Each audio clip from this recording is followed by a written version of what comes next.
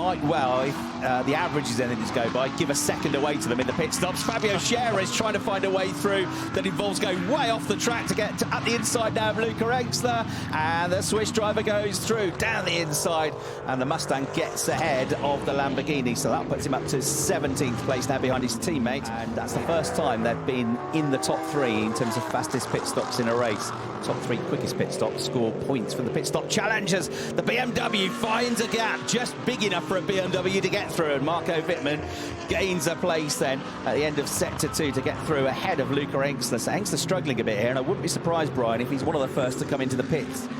Yes, we don't know what tyres he's running, whether they're fairly old tyres or not, but the pit window's now open. You can see Tom Callender is back into the pits, this time for his mandatory stop, getting that out of the way, running in last place. So he's the only one to have blinked so far. Made a good start to the race, just damage limitation. Then only the BMW's not that strong here. Look at this side-by-side between Jordan Pepper and Ben Green. Lamborghini at the inside of the Ferrari. Is he going to squeeze through?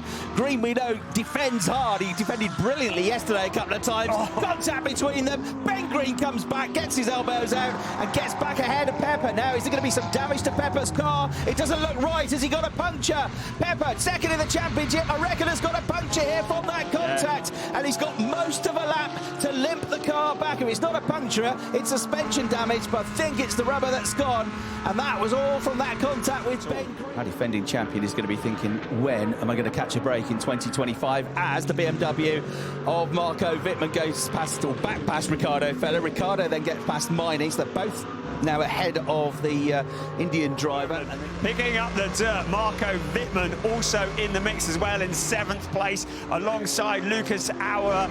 So Wittmann very much finding the pace in the BMW, as is Rene Rast in 5th place. Again, can he get a double victory? Can he become the first driver this season to win both races on a weekend? Morris screwing the inside now of Lucas Auer through turn 1 of the curbs. He goes in the Porsche, but the inside line for the left is going to be with Auer. Right-hander coming up, Schuring squeezing through now to get the position, and back down to place goes Lucas Auer for Durr. So it's a combination of a better lap from Gouin and a not quite so good lap from Durr. Now side by side, Jack Aitken and Ricardo Feller. Only one outcome here, isn't there? Aitken is going to get up the inside, and that puts him 16th. He's got 3 laps, including the one we're on.